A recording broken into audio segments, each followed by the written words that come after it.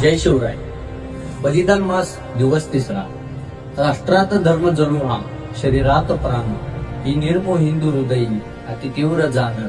संभाजी छत्रपती मुलेंच्या वधात लढले, धर्मात देह तेजुनी ध्वजरूप झाले.